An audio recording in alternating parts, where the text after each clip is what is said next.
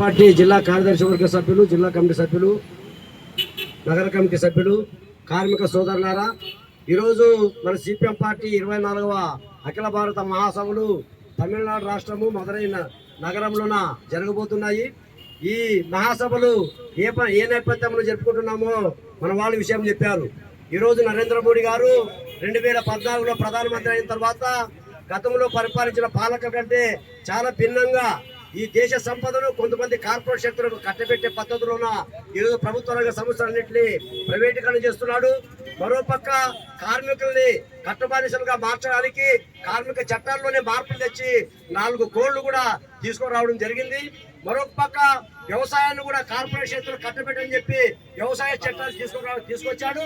దాన్ని తాత్కాలికంగా ఉపసంహరించుకున్నాడు. కానీ రానున్న కాలంలో ఏదో ఒక వర్గంలో దాన్ని అమలు చేయాలని చెప్పి తీవ్రమైన ప్రయత్నాలు చేస్తున్నాడు. మరోపక్క ఈరోజు ప్రజల మధ్య చిచ్చు పెట్టడానికి మతోన్మాదాన్ని, కులతత్వాన్ని పూర్తిగా రెచ్చగొడుతున్నాడు.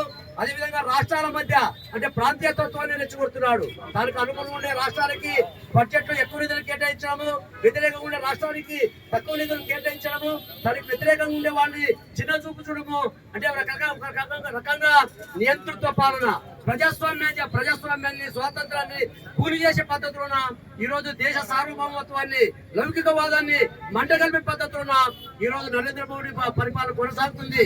అటువంటి పాలనకి మన రాష్ట్రంలో ఉండే కూటమి ప్రభుత్వ పాలకులు కానీ లేకపోతే ప్రతిపక్షంలోని జగన్మోహన్ రెడ్డి గారు వంతపాడుతున్నారు.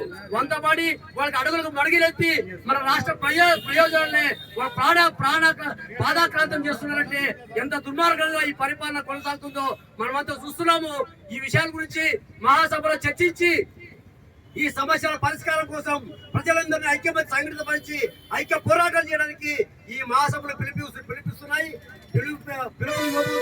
కాబట్టి ప్రజలందరూ కూడా ఆ పిలుపులో భాగస్వామ్యమై ఆ ఆందోళన పోరాటాల్లో పాల్గొని ఈ పాలక వర్గాలకి తగిన గుణపాఠం చెప్పడానికి మనమంతా సిద్ధంగా ఉండాలని చెప్పి మీ అందరికీ తెలియజేస్తూ ఈ అవకాశం మీ అందరికీ ధన్యవాదాలు.